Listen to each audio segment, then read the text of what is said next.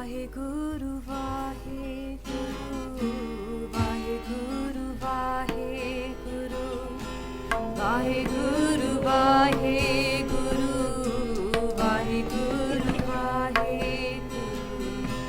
Waheguru One more final applause, please welcome Mr. Thank you. Well, today I'm here to share about the basics of Christianity, which is my own personal faith. And Christianity is a faith that has been open to many different interpretations over its 2,000-year history. And there have been many disputes about doctrines and about what is taught and what should be taught.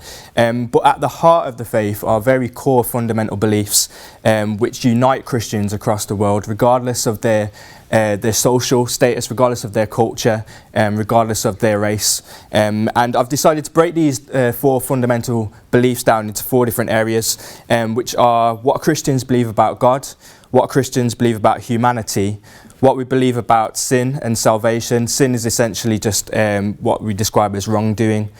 Salvation is how you can have a relationship with God. And I've decided to break it down to what we believe about the Bible as well.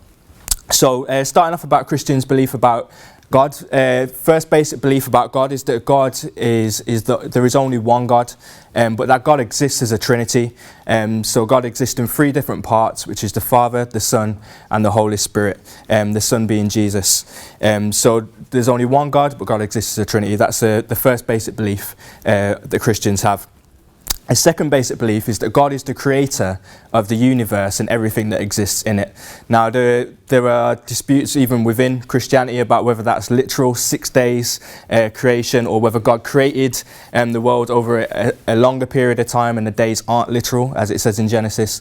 But the fact remains that God is a creator, that God created the universe, however people choose to argue it. And a third belief about God is that God is, I'm going to throw out some words, God is omniscient, which means that he's all-knowing, he knows everything. God is omnipotent, which means that he's all-powerful, he can do anything. And God is omnipresent, which means that God is present everywhere. He's not restricted to time or space. God can be in any particular place at any time. And lastly, God is both infinite and he's eternal. There's always been God, and there wasn't anything before him, and there won't be anything after him. That's another basic belief that Christians hold. So moving on to what Christians believe about humanity. Christians believe that humanity is the pinnacle of creation, that humans are not just another animal, that we are significantly unique in comparison to anything that has been created on this earth. And that gives every human extremely high value in the eyes of God, because humans were created separately for a purpose. And again, that's another basic belief. Secondly, God created humanity to have a relationship with himself, but humans chose to reject God, and that's why the relationship broke down. So going back to the story in Genesis with Adam and Eve, they chose to reject what God had asked them to do, and the relationship broke down. And then God chose to come to earth in human form, which is the person of Jesus. And Jesus was the visible image of the invisible God. So Christians believe that Jesus is God, just in another form that came to earth in a human form. Moving on to what Christians believe about sin or wrongdoing. Christians believe that everyone has fallen short of God's standard. So there's nobody by any stretch that has a right to have a relationship with God, except the fact that Jesus chose to come to earth to die for our own sins, so that people who believe in Jesus can have a relationship with God. That is another basic Christian belief. Christians also believe that Jesus was buried, but he was also resurrected 3 days later. And that's probably one of the core fundamental beliefs of Christianity, is that Jesus wasn't just a man, that Jesus was God, and that he was resurrected to prove that actually he was who he said he was, that he was God. And that anyone who has, as I said, anyone who believes in Jesus and follows him will have eternal life and a relationship with God. And a last probably core belief about Jesus, that Jesus is the only way to to a relationship with God. Those are words that Jesus used himself. John 14 verse 6, Jesus says that I am the way, the truth and the life. No one comes to the Father except through me. Those are words that Jesus used himself. So we believe that Jesus is the only way into a relationship with God, and that we can't earn our way to heaven. There are no amount of good deeds that a person can do. The only thing that makes them right with God is whether they've said sorry for the things that they've done wrong and asked for Jesus' forgiveness. That's the only thing that makes a person right with God. That's another basic belief of Christianity. And then moving on to what Christians believe about the Bible. Christians believe that the Bible is the inspired word of God. So sometimes Christians will say that the Bible is the word of God because we believe that God had inspired the authors of the Bible with his own thoughts, and they recorded them. So it's almost as though God was speaking to people, and they wrote those words down.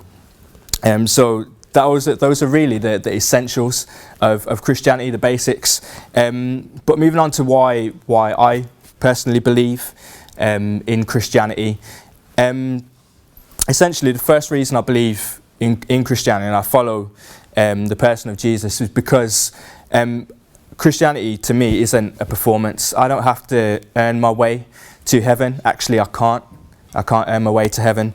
And actually, it's quite refreshing to know that I don't have to be necessarily judged on every good and bad thing that I do, because it's not about how good I am, it's about how good Jesus is. And actually, it's almost a role reversal of everything that we're taught, because we're judged on everything from our education to our appearance to the way that we talk, and we're judged on absolutely everything. And to me, Christianity says that actually you may not be good enough, but God is, and that is what really matters. Secondly, at the heart of Christianity really is a relationship over religion. We're taught all throughout the Bible that God's intended to have a relationship with humanity, and that this God, not only can he be known, but actually he wants to know us as well. And so that idea of having a relationship with God, that God can actually be known as a person, and I really believe that I do know God as that person is Jesus, and that is why I choose to follow Christianity. And then finally, the last kind of real reason that I follow Christianity is that it makes a lot of sense to my head as much as it does to my heart as well. I haven't always been a Christian. I chose to become a Christian when I was 16, so I made a decision for myself to follow God. And over the years, I've been really satisfied by just the amount that Christianity can stand up against any kind of argument. There have been an amazing, overwhelming evidence for the life, death and resurrection of Jesus throughout the years. Archaeological, historical evidence for the resurrection of Jesus as well. And those things, you know, they really confirm to me that what I really believe is real. Because if anyone can predict their own death and resurrection and then pull it off, I don't know about you, but I'm going to listen to that person, because if they're saying something about that and as miraculous as that, and it's true, then they must be able to say something about other things and it also be true. So those are the main basics of Christianity and the reasons why I believe it. Thank you very much. So I'm going to ask you to sit in the hot seats. Are there any questions? Okay, so we've got a few. We'll start with Dylan. Dylan, what's the question? How many people wrote the Bible? How many people, would I say... Wrote the Bible. You said Thank you. How many people wrote the Bible? So, Mr. Lindo, you said that the Bible was an inspired word of God. How many people wrote it? Well, the Bible, there's a common misconception is that the Bible is a book. Actually, it's a collection of 66 different books written by 40 different authors. Would you like anything else on that follow-up question? Does that satisfy you? 40 different people? 40. 40. Oh, okay, thank you. Yeah? 40 is more rare. Okay, alright. Miles? What does the Bible stand for? What does the Bible stand for? What do you mean by stand for? You mean as in what are the principles of the Bible? Or Both.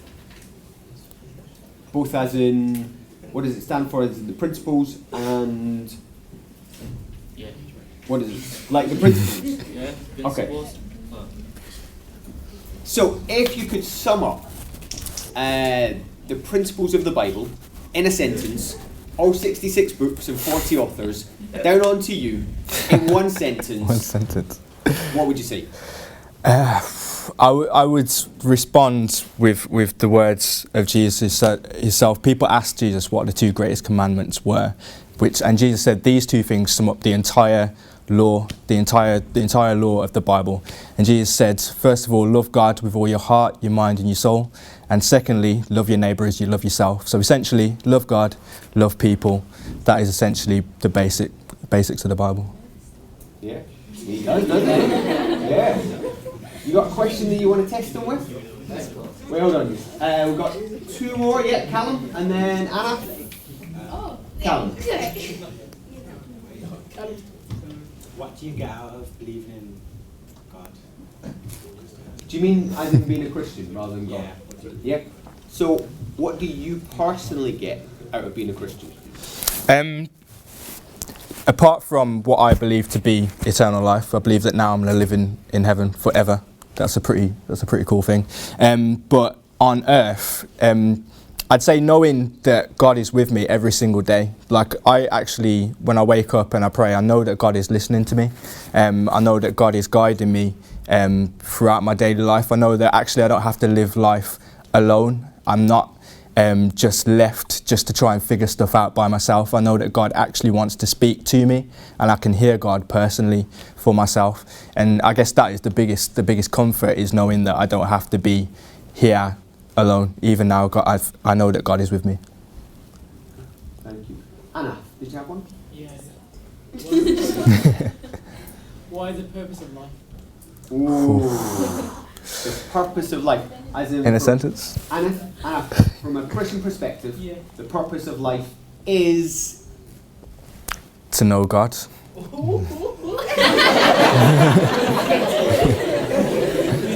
yeah. How would you fulfill your purpose then? So, okay. That's a different So question. what's the purpose of life? The purpose of life as a Christian is to know God. How do you fulfill your purpose? So is that saying, how do you know God? Yeah. How do you get a relationship with God? How do you get a relationship with God as a Christian? Ask God. Well, no, I say that quite off the cuff, but again, I can only use the words of Jesus. Jesus said, if you ask, you will receive. And he was talking about that explicitly in a relationship with God. If you ask God honestly, sincerely, with all your heart, say, God, are you real? If you are, show yourself to me. I really believe that God will do that.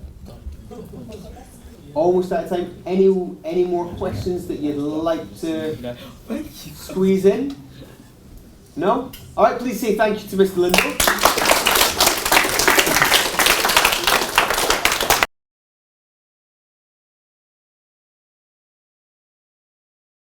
5 minutes on the principles of Sikhism, 5 minutes on, or however you want to do it, 5 minutes on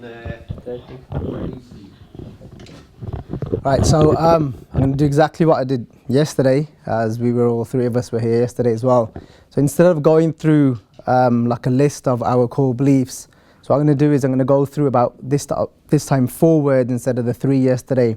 The 4 first words that appear in Guru Granth Sahib Ji.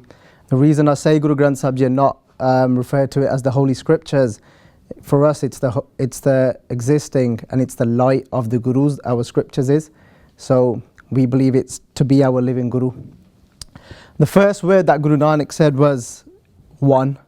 And he actually used a number when he scribed it as well, instead of writing it out with 3 or 2 different letters, just so that nobody can try and out-clever it and try and break God down to say that that there wasn't one God. So people could have said that that letter means this and that letter means something else. So he actually used the number 1 to say there is only one God. And there's a verse within Guru Granth Sahib Ji that says, Ek Pita, meaning that we all belong to one Father. That is that one God that Guru Nanak wrote down. Ek Iske Hum Barik, and we are the children of all this one Father. So we're not separated. So it doesn't matter what caste or creed, doesn't matter what somebody's education background may be, what somebody's colour is. It doesn't matter how people are divided. We all come from that one source. And that first number tells us what we're here to do as well. It tells us where we've come from and where we've got to go. So we've come from that source, which some of you may call God. And everyone has a different name for that God. Some people even refer to it as an energy. And that's where we've all come from, that one source. And that tells us that we've all got to go back to that one source. And that's the purpose. And that's why we're here, is to merge back in from where we've come from. So that was the first word, ik. And then he went on to say Oankar, which describes the creation. But I'm not going to go into that. I'm going to move on. And the next part is Sat Nam. Sat means the truth, the ultimate truth, meaning what is permanent. What is permanent? Permanent is what we've come from, that one. So that's the only thing that is permanent. Because if you think about these bodies, we've not always had these bodies. Okay? So what we're here to do is recognize our true self. Who are we really? Are we that person that we see when we look into the mirror? Because that person that we see in the mirror is an illusion, because this body wasn't here 100 years ago, and it's not going to be here in 200 years time. Okay? So Sat Nam. And how do we recognize that one, that God that we've come from, and that part of God that is inside of us? How do we reconnect back? Because we've disconnected due to our own ego. The way to connect, Guru Nanak said, is through something called Naam. It's a very simple method, and it means to call upon his name. If we all have got that opportunity to connect back to our real self, and our real self is our soul, that soul that came from the ultimate soul being God. So we've all got that opportunity. There's an ingredient that's needed. You can't just sit there and be thinking about everything else in the world and just be calling upon God's name. So what we've got to do is, Guru Nanak's given a method, and he's given us many virtues he's brought forward about God. And when we start contemplating about the virtues of God, him being something very obvious, he's forgiving, and every faith will say that. And when we start to realize how forgiving he is, which I experienced in my own life, because of the type of life I led in the past.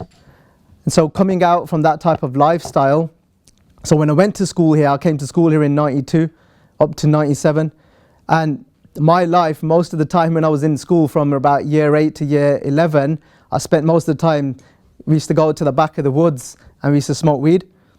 And for me, it's a miracle that what Guru Nanak was able to do, to take somebody out of the mud and then put that same person before you guys here today. And the reason for that is because of this thing, what I say, Naam.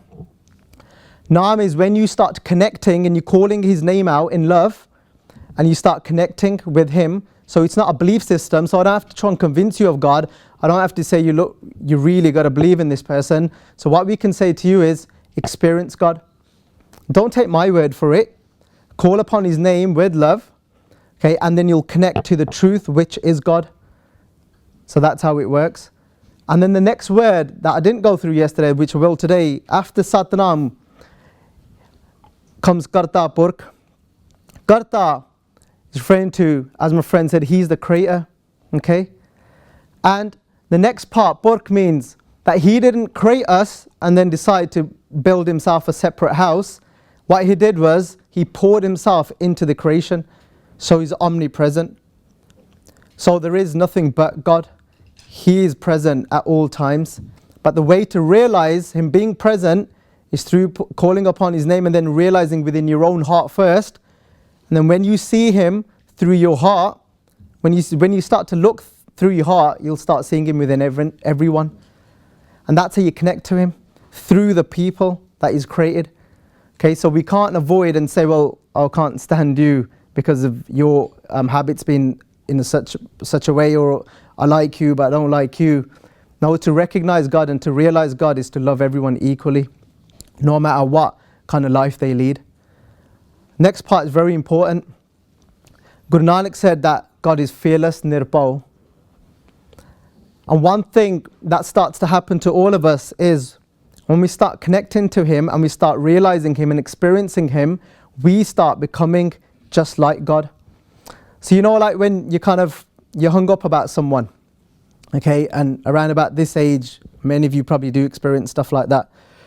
What happens, you're always watching that person and you're with that person so much, you start talking like that person, you start walking like that person, and you start becoming like them. And you go home and your parents are like, oh my God, what's happened to you? You're becoming just like that person. It's because you're watching them so much. And when we start to connect to God, as we get closer to Him, we start becoming like Him. And as we start becoming like Him, that means we're getting closer to merge back with Him. So nirpao means that becoming fearless means when you become fearless and you're not afraid to do the right thing.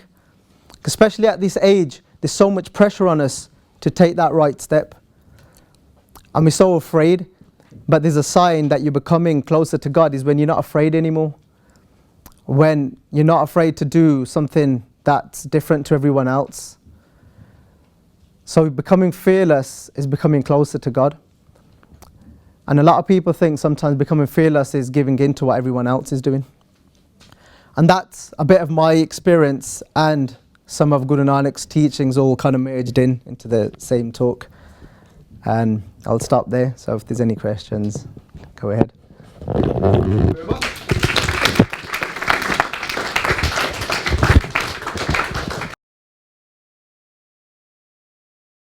Do we have any questions? Karen, what made you change from smoking weed to turning religious? so, what made you change from smoking weed to turning religious? Again, I'll quote something from Guru Granth Sahib Ji, which says that pain, when we've got suffering, it's a healer in a sense. So it's the biggest medicine is suffering, and that's what we experienced. So everyone here, if I was to ask everyone a question here, are you guys looking for happiness, or are you guys trying to strive to become sad? It's a very obvious answer that everyone's trying to become happy. So no matter what I was doing in my life, it wasn't bringing true happiness, it was coming to an end. Okay, but this is one. So my suffering and our troubles in life took me for somebody coming and basically taking me out that pit and taking me to a Gurdwara, taking me to somebody I believe to be a saint that helped me connect with the Guru. And that was the way I got out of it. And the reason why I didn't stick to it, it wasn't, I had a roller coaster of a life up until only about 6 years ago. And the reason then was because I was following it halfway, so you only get half the results. But if you surrender and give your complete self to the Guru, then you will get complete results. That only then I started realizing that this happiness is eternal and it doesn't come to an end. Instead, it only increases. And that's something everyone's looking through, whether it be through drugs, whether it be through relationships. We're all trying to satisfy something, but we're never still quite satisfied. But this is something that's satisfied me, and it continues to satisfy me. So a complete surrender, and then an experience, and that's really what drew you out of it. And that experience isn't coming to an end. It's something I'm getting to experience every moment of my life, and it feels as if it's increasing. Whether it be drugs, whether it be relationships, that experience was decreasing. So, thank you. Great. So it was 1, 2, 3. Who was 2? Jordan. What was your question anyway? I was going to say, how old was he when he became religious, like properly religious? Okay. So I'm 32 now. I was still doing my GCSEs when I was first introduced to the Gurdwara. I knew nothing of Sikhism at that time. If there was ever a special occasion that we were told about Sikhism, we would actually have a laugh about it. We'd sit down, crack a bottle and say, oh, I wonder if Guru Nanak would be happy about this. So I was to that extent. But I was 16 when I started learning more. But it wasn't until about 6 years ago, when I was about 27, when I really kind of jumped in. And that was when I started to research to find out what the first prayer within Guru Granth Sahib Ji means. Is when I started researching into that. So was it at 16 you had your first experience of God? Did that come? To a point, yes. But like I said, it wasn't until probably about 6 years ago when that's when I really felt something. Great. Yeah. Thank you. Karis. Was it Karis? Yes. What comes after life? What comes after life? See, we believe that life truly begins after death. Okay, to simplify that, it's about getting to know what is eternal. So then there's no such thing as death for us then. If we get to know our soul, and life is about realization, becoming a Buddha, whatever it be, it all means realization. Realization, when we get to realize that we are a soul, and this body is only just going to go back to where it came from. So even this body doesn't really die.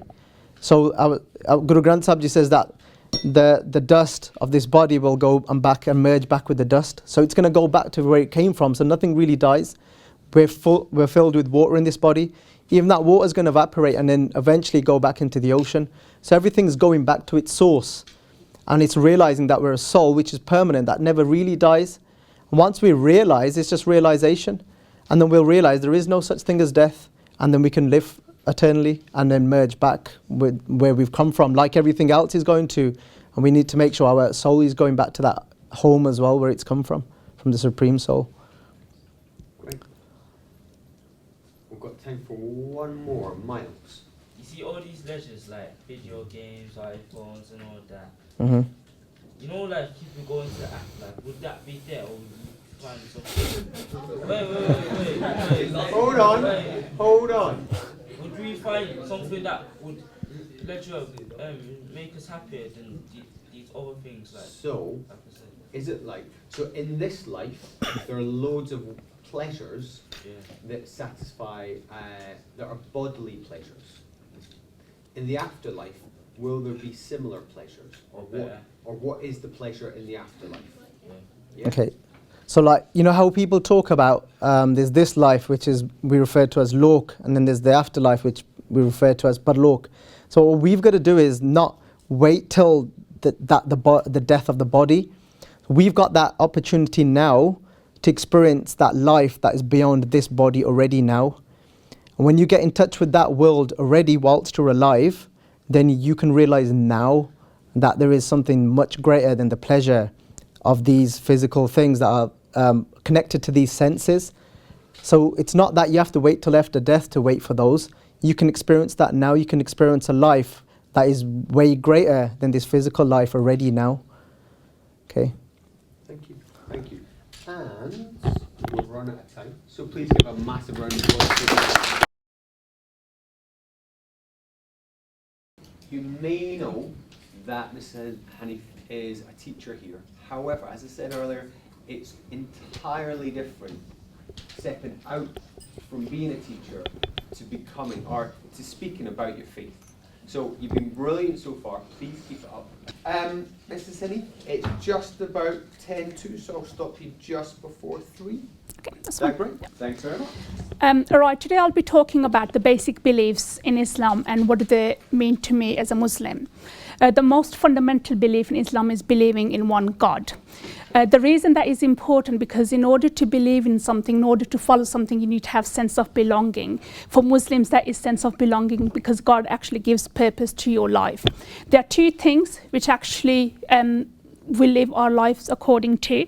The word religion means way of life. Islam is a way of life for me.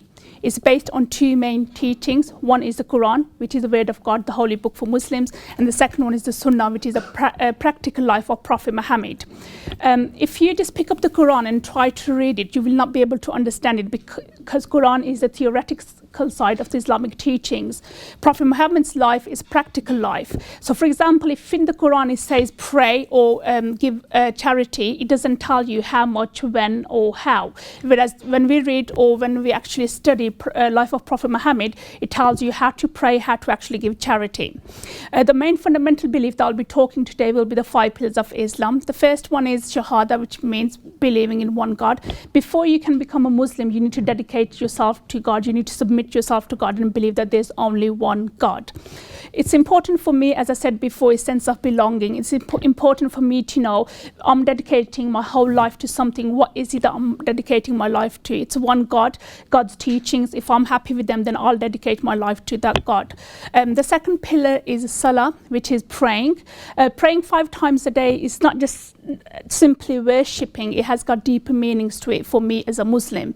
When you pray physically, it is very important for me because we have to wash ourselves 5 times a day. So basically that represents cleanliness. You have to be clean at all times. Secondly, spiritually, praying is not just worshipping, it's communication with God. That's your one-to-one time when you can actually communicate with God. You can ask God for guidance. You can ask God for things that you need in life. You can ask God to make your life after death easier for you as well.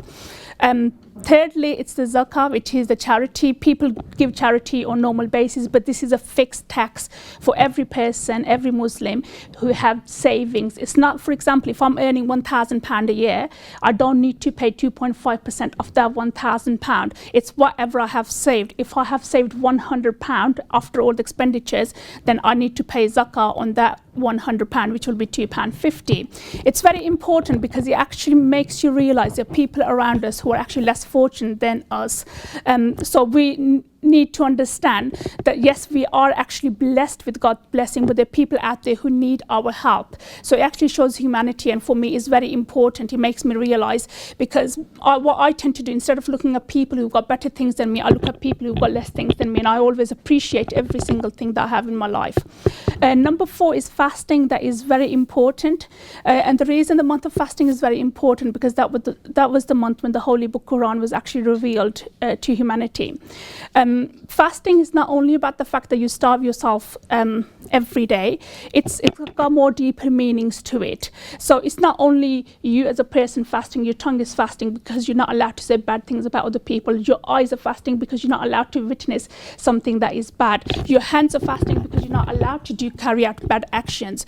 Your ears are fasting because you're not allowed to listen to backbiting. So it's all to do with your actions, things around you, things that you do. Anyone can starve all day, they can abuse people, they can do all the acts which are forbidden in Islam. Then that fasting is actually not valid, because God, by you starving, it doesn't give God anything. God wants you to see as a changed person, although you should be behaving like that throughout the year, but particularly in the month of Ramadan, your behavior should be according to teachings of Islam, Prophet Muhammad. Okay, and the last final one is Hajj. Hajj is very important for Muslims because Muslims from all over the world, regardless of their culture, regardless of their background, language, color, all the Muslims get together in the same place. They carry out the same rituals. They are all standing in the same road. There is no difference. It's equality, not equality on national, international, but global level equality, which shows that Islam is a religion which is equal to everyone, regardless whether you're from Islam, from any other religion, race or color. And that is very important to me because I would like to be respected by other people, and I would like to respect other people, their beliefs as well. Finally, what is the purpose of life? Purpose of life according to Islamic teachings, this life is a test, it's only temporary. This is not eternal life. We all die based on this life, what we have done in this life, or how we have behaved, have we followed the teachings of the Quran, Prophet Muhammad and Allah, and if we have done so, then you actually go to heavens. But if you haven't actually followed the teachings of Islam, teaching of Muhammad, then you go to hell, and that is a punishment. So therefore it's very important for me as a Muslim to follow the teachings of my religion, because I'm actually happy. Obviously everyone has this question about the creation, about the universe, what we're doing here, what is the purpose of life. For me, Islam is something that provides all the answers for me, and I'm actually satisfied and happy with them, and I'm happy to devote my life to Islam and live the way of Islam. Okay, that's it. Thank you very much.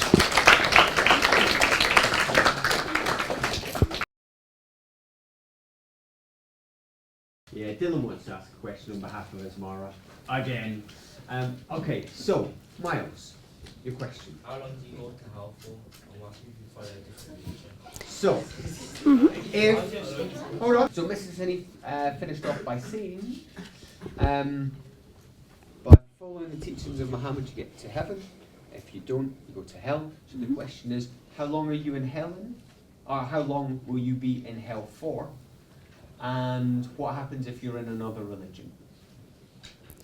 Right, okay. In Islam, if you have sinned, you will be, if you're Muslim, you'll be sent to hell for a certain period of time, depending on how many sins you have committed, and you'll come back to heaven. However, it's a belief that if you do not believe in the oneness of God, then you'll always stay in heaven, because that's the biggest sin. Yep. Sorry, I was busy trying to write down. If you If you do not believe in the oneness of God, that's the biggest sin, and that's not forgivable. So you'll always stay in hell. Wow. Yeah. So really, when Miles was saying, what about other religions? In Islam, you could say if you believe in the oneness of God, but you haven't followed the teachings of the Prophet, you could still get to heaven. Yeah. Thank you. Then Callum, then Dylan. Callum. You know, you said when you fasted, how like you're not allowed to do this, you're not allowed to swear and stuff. It's like, shouldn't you be aiming to do that anyway? Definitely, yeah, you are, because in month of Ramadan, it can be kind of a religious experience as well. When people try to do these things, it actually changes their life as well. So because this is a very special important month, you get your blessings are times 70. So normally if you get one blessing or one deed, because you're doing the same thing in the month of Ramadan, that's times 70. So people try to get as many deeds as they can. So therefore they try to be good, better than other years. But surely you're right, you should be like that all the year round. Wait, so say if I'm like a really bad person, and like, I kill people and stuff. No, it happens. So when it comes to Ramadan, and I'm like extra good, and then after Ramadan I go back to killing people. So what does that mean?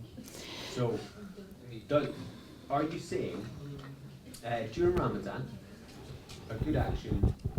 Would I be right in saying during Ramadan, a good action would be worth more? Yeah, definitely. Yep. Yeah.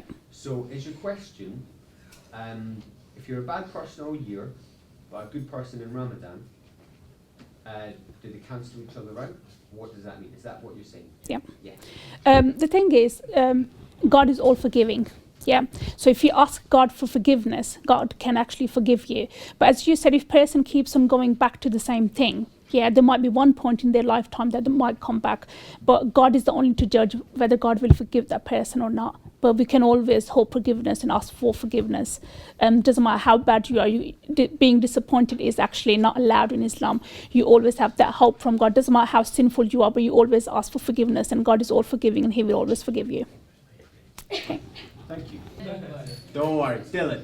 You see in the Quran, there's a saying to wear your nihab and the burqa. Okay, so we had the same question yesterday. The question is, I guess, basically, what's the teaching on covering in Islam? Basically, you're meant to be cover your body fully, and that's same for men and women as well. Also, as I was mentioning yesterday, because a lot of people think you are only allowed to wear the traditional clothing, it's nothing to do with you can wear any clothes from any tradition as long as you're fully covered, and that's sign of modesty. So it's the same for men and for women. Yeah. So, right now, I would be covered appropriately Yep. if I was a Muslim. Yep.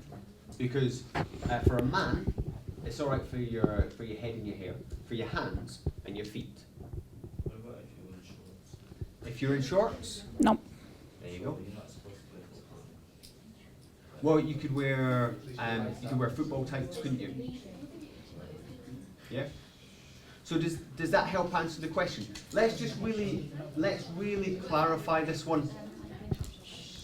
Let's really clarify it, because a lot of people get stuck on it, and I can tell by Dylan's face. Huh? So, the covering is for men and for women. It's equal for men and for women. Does anybody else want to ask about covering and dress? Anna? You follow the rules, but you don't wear the hijab, what would happen? So if you don't wear the hijab But you're still fasting. during... Hijab is compulsory, but fasting in itself is a good deed.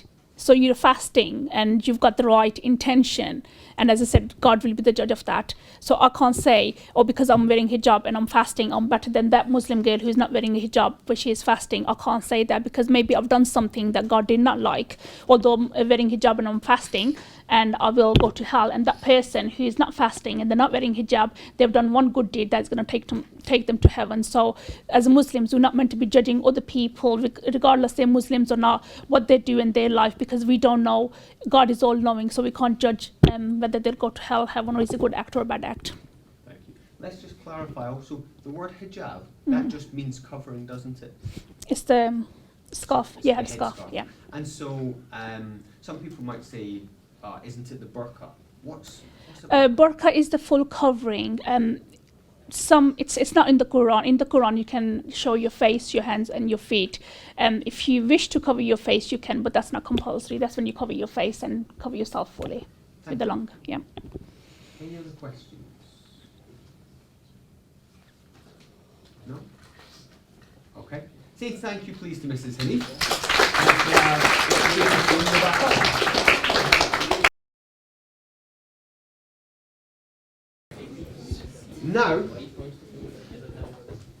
Now you've got your opportunity to ask a question to all three that all three should answer, or that we'll see how they answer. So it can be a question about absolutely anything, but to give you proper thinking time, to see if you can come up with a question that they can't answer, take 30 seconds.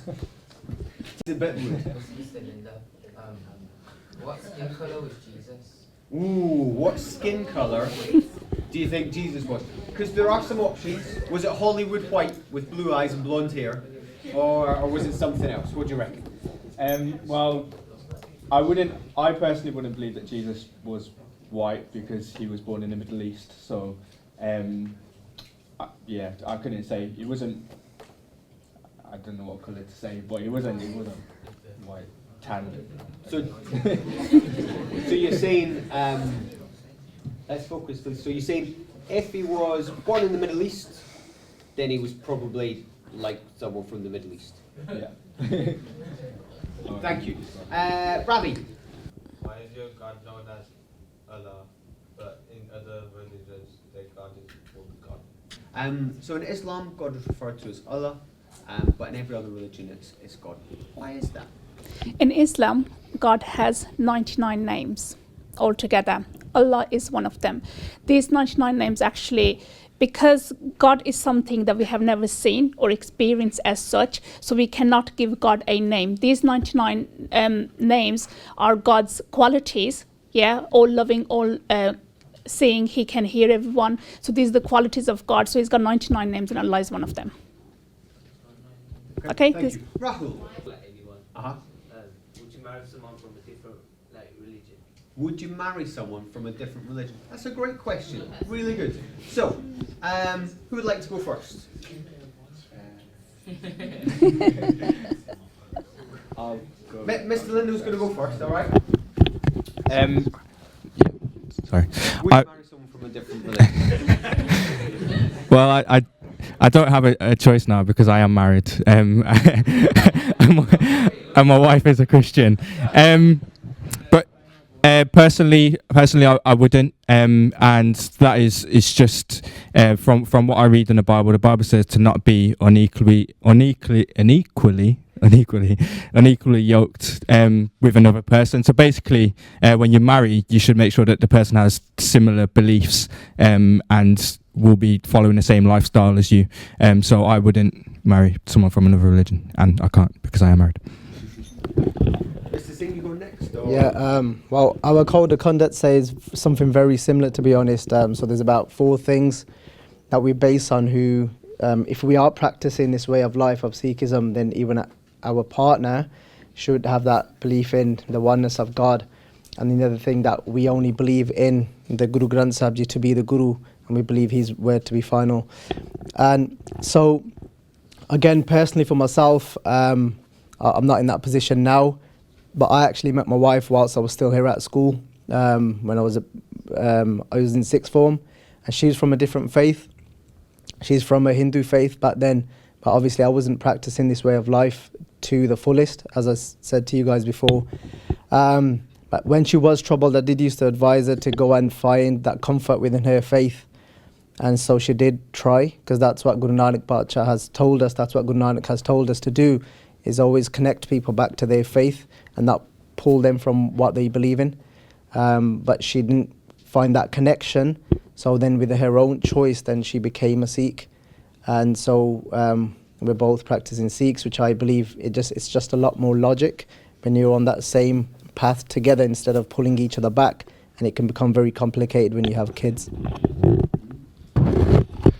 I think I'll say the same thing as well, that no, because I'd like to spend my life with someone who shares the same beliefs and same values as me. So, yeah. Thank you. Thank you. Great question. Next, over here. This is on behalf of atheists. Okay. If you're an atheist, would you go to hell since you don't believe? So the question is, as an atheist, would your religion say that you go to hell? In fact, do you mind if I turn it around and say, how do you get to heaven? Okay, because then you should get your answer from it. So, who would like to go first?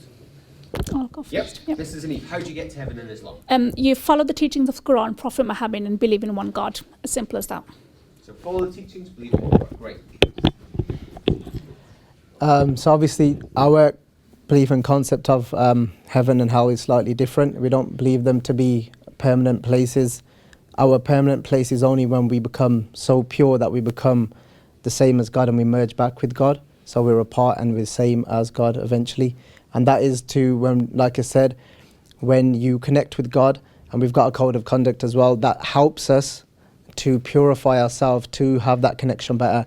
The more and more we connect with God, and that will help us to purify our actions. When our action become purified and we become just like God, and that's when we live eternally. Thank you. For Christians, it is to recognise that we've all done wrong, to believe that Jesus died for our sins, and to follow Jesus, and that is the way to heaven.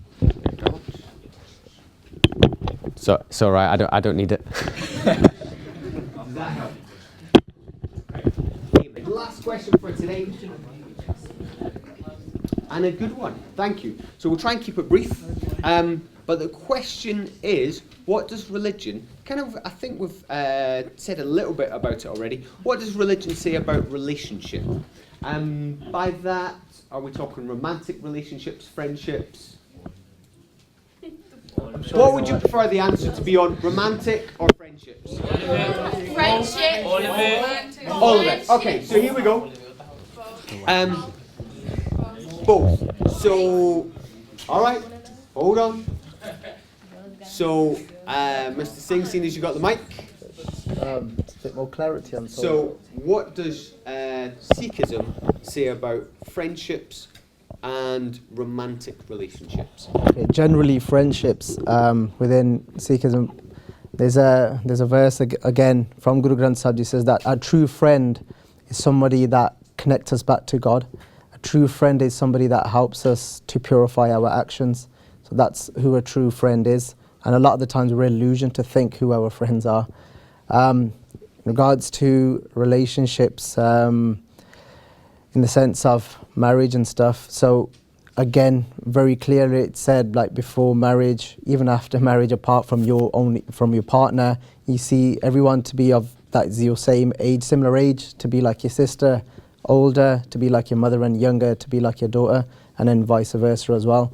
So yeah, the only time that you enter a physical relationship or even an emotional relationship is when it's only time of marriage. Otherwise, it's the way to do it. People say, "Oh my God, how do you guys get married?" And even though I did it not accordingly to the way of Sikhism, because I wasn't practicing that way then, and then the way is, even if you feel somebody's fit for yourself, and you get somebody else involved, that will intervene and then help arrange that marriage for you. Okay. So, what does Islam say about friendships and romantic relationships? Whether the relationship is as a friendship, neighbours, work, colleague, Muslims, non-Muslims, I would just say in a few words: respect, love, care, and share. Doesn't matter who it is, who you've got a relationship with. It's your neighbours, people you see on an everyday basis. You respect everyone, you love everyone, you care and share. Okay. Mr. Lindo, what does Christianity say about friendships and romantic? Yeah, Christianity says a lot about friendships. Friendships are there to be able to encourage each other, to be able to build each other up. which is very sensible. If you're hating someone, then you can't be friends with them. That just makes sense.